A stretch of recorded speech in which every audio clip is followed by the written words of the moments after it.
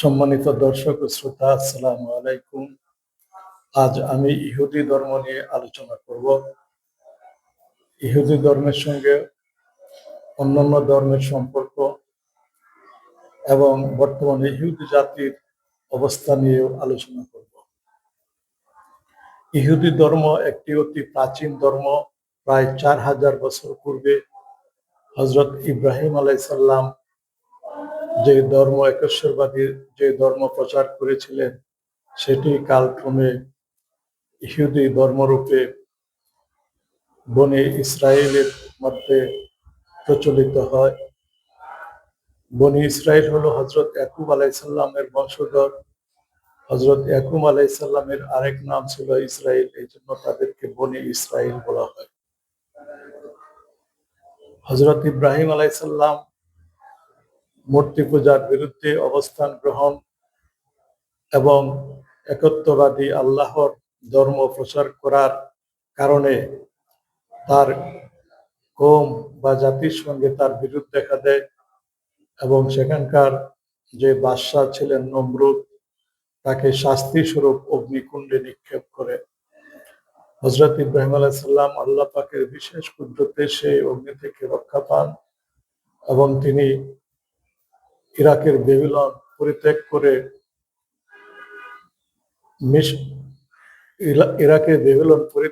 মিশর হয়ে ফিলিস্তিনে চলে আসেন। ফিলিস্তিনে সেখানে তিনি বসবাস করেন।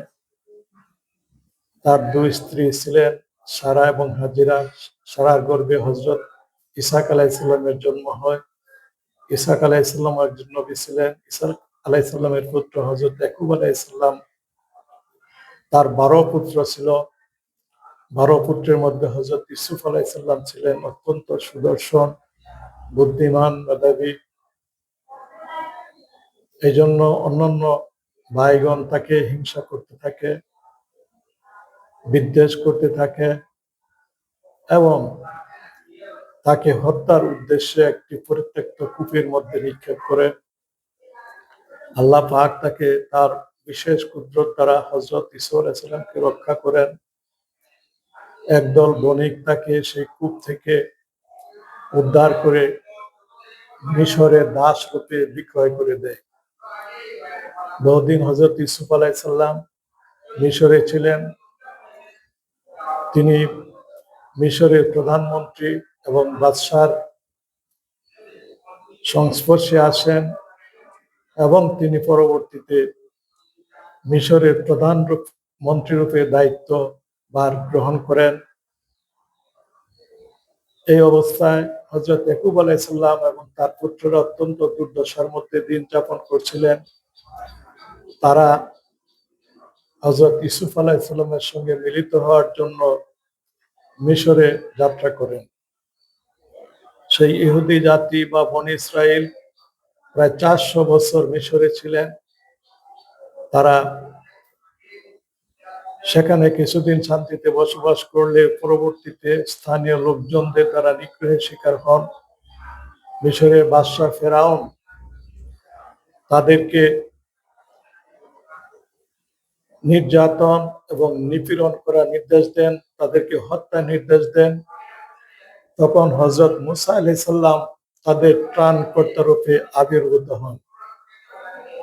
হযরত মুসা আলাইহিস সালাম আল্লাহর নবী ও রাসূল ছিলেন।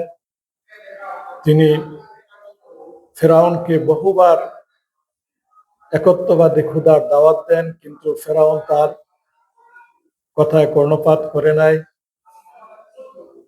তখন তিনি মিশর থেকে বনি ইসরায়েলকে নিয়ে ফিলিস্তিনের দিকে যাত্রা শুরু করেন। ফেরাউন সেই বনি ইসরায়েলকে আক্রমণ করার উদ্দেশ্যে পিছন দিক থেকে ধাওয়া করে, কিন্তু আল্লাহর কুদরতে বনি ইসরায়েল বা ইহুদি জাতি লোহিত সাগর পার হয়ে সিনাই এলাকায় চলে আসে, মিশরের সিনাই এলাকায় চলে আসে এবং ফেরাউন তার দলবল সহ সাগরে ডুবে মৃত্যুবরণ করে। হযরত মুসা আলাইহিস সালাম সিনাই পর্বতে তৌরিত কিতাব প্রাপ্ত হন, যেটি ইহুদি ধর্মের প্রধান ধর্মগ্রন্থ। ইহুদি ধর্মের আরেকটি গ্রন্থ রয়েছে তালমুদ, যেটি তাওরাতের ব্যাখ্যা বিশ্লেষণ, তবে এটিতে ইহুদি রাব্বীদের ভাষ্য যুক্ত হয়েছে। তালুত, রাজা তালুত হযরত দাউদ আলাইহিস সালাম এবং সুলাইমান আলাইহিস সালাম ফিলিস্তিনে এসে একটি ইহুদি রাজ্য প্রতিষ্ঠা করেন। এই তিনজন শাসকের আমলে ইসরায়েলি রাষ্ট্র ছিল একটি অত্যন্ত উন্নত রাষ্ট্র। হযরত সুলাইমান আলাইহিস সালামের ইন্তিকালের পর সেই ইহুদি রাজ্য দুই ভাগে বিভক্ত হয়ে যায়, একটি ইসরায়েল, অপরটি ইয়াহুদা বা জিহুদা রাষ্ট্র, জুডা রাষ্ট্র। হযরত সুলাইমান আলাইহিস সালাম জেরুজালেমে ইহুদিদের প্রথম মন্দির প্রতিষ্ঠা করেন এবং সেখানে শরিয়া কোর্ট চালু করেন। কিন্তু ইহুদিরা তাদের অবাধ্যতা, সীমালঙ্ঘন এবং পাপ কর্ম এতই বেড়ে গিয়েছিল যে তারা বিভিন্ন পার্শ্ববর্তী শক্তিশালী শাসকদের নিপীড়নের শিকার হন, আক্রমণের শিকার হন।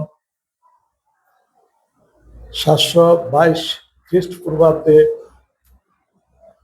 বেবিলনের বাদশাহ বখতেনছর ইসরায়েল অধিকার করেন এবং ইসরায়েলে যে 10টি গোত্র বাস করত ইহুদিদের, বনি ইসরায়েলের সেই গোত্রগুলিকে সেখান থেকে নির্বাসিত করেন। 522 খ্রিস্টপূর্বাব্দে বেবিলনের বাদশাহ নেবুকাদনেজার জুদা অধিকার করেন এবং ইহুদিদেরকে সেখান থেকে নির্বাসিত করেন।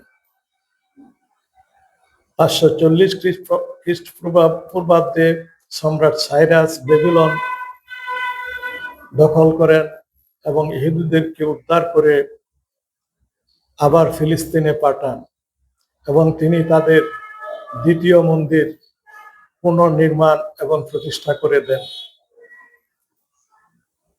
কিন্তু ইহুদিরা শান্তিতে থাকতে পারে নাই। তাদের অবাধ্যতা, পাপাচার এতই বেশি ছিল যে তারা নিগ্রহের শিকার হয়। 70 খ্রিস্টাব্দে রোমানগণ ইসরায়েল দখল করেন এবং এই রাষ্ট্রটি ধ্বংস করেন। ইসরায়েলিদেরকে হত্যা করা হয়, দাসরূপে বিক্রি করা হয় এবং তাদেরকে ইউরোপে নির্বাসনে পাঠানো হয়। 70 খ্রিস্টাব্দ থেকে 1922 খ্রিস্টাব্দ পর্যন্ত প্রায় 2000 বছর ইহুদিরা ইউরোপে বহু নির্যাতন এবং নিপীড়নের শিকার হয়। 500 খ্রিস্টাব্দের দিকে রোমান সম্রাট থিওডোসিয়াস তাদের বিরুদ্ধে এক নিবর্তনমূলক আইন চালু করেন। এতে ইহুদিদেরকে দাসরূপে রাখা, ইহুদিদের সঙ্গে বিবাহ, ইহুদিদের বিচার, কোর্টে সাক্ষ্য দেওয়া, এগুলি সব নিষিদ্ধ করেন এবং তারা নির্যাতন এবং নিপীড়নের শিকার হয়। ইউরোপের এক রাষ্ট্র থেকে অন্য রাষ্ট্রে তারা ঘোরাফেরা করতে থাকে। 1922 খ্রিস্টাব্দে ব্রিটেনের একটি ম্যান্ডেটের ফলে তারা প্যালেস্টাইনে আসার অধিকার পায়। প্যালেস্টাইন তখন ব্রিটিশদের একটি উপনিবেশ ছিল। 1948 খ্রিস্টাব্দে জাতিসংঘ প্যালেস্টাইনে একটি ইহুদি রাষ্ট্র প্রতিষ্ঠার ঘোষণা দেয়। দ্বিতীয় বিশ্বযুদ্ধের সময় ইহুদিরা ইউরোপে ভীষণ নির্যাতন, নিপীড়ন এবং হত্যাযজ্ঞের শিকার হয়। প্রায় ৬০ লক্ষ ইহুদিকে হত্যা করা হয়। অন্যান্য ইহুদিরা পালিয়ে প্যালেস্টাইনে, আমেরিকা এবং সোভিয়েত ইউনিয়নে চলে যায়। এভাবে তারা সারা দুনিয়ায় ছড়িয়ে পড়ে। 1948 সালে ইসরায়েল রাষ্ট্র প্রতিষ্ঠা হওয়ার পর পৃথিবীর বিভিন্ন দেশ থেকে ইহুদিরা প্যালেস্টাইনে আসতে শুরু করে, কিন্তু প্যালেস্টাইনি জনগণের সঙ্গে তাদের বিরোধ দেখা দেয়। তাদের ঘর বাড়ি ধ্বংস করা হয়, জমি বেদখল দেওয়া হয়। তখন পার্শ্ববর্তী আরব দেশগুলোর সঙ্গে তাদের যুদ্ধ বেঁধে যায়। 1948, 1956, 1967, 1973 এই বছরগুলিতে অনেকগুলি সামরিক সংঘাত দেখা দেয়। তারপর ইহুদিরা ইউরোপ এবং আমেরিকার সাহায্যে আরো শক্তিশালী হয়ে ওঠে।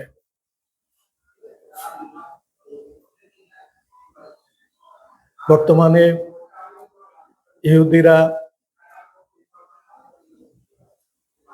ইরানের সঙ্গে যুদ্ধে লিপ্ত হয়েছে। আমেরিকা, ইসরায়েল এবং ইরানের যুদ্ধ সারা পৃথিবীকে অস্থির করে তুলেছে। পৃথিবীতে একটি পারমাণবিক বিপর্যয় এবং তৃতীয় বিশ্বযুদ্ধের আশঙ্কা দেখা দিয়েছে। ইহুদি জাতি, ইহুদি ধর্ম একটি একেশ্বরবাদী ধর্ম।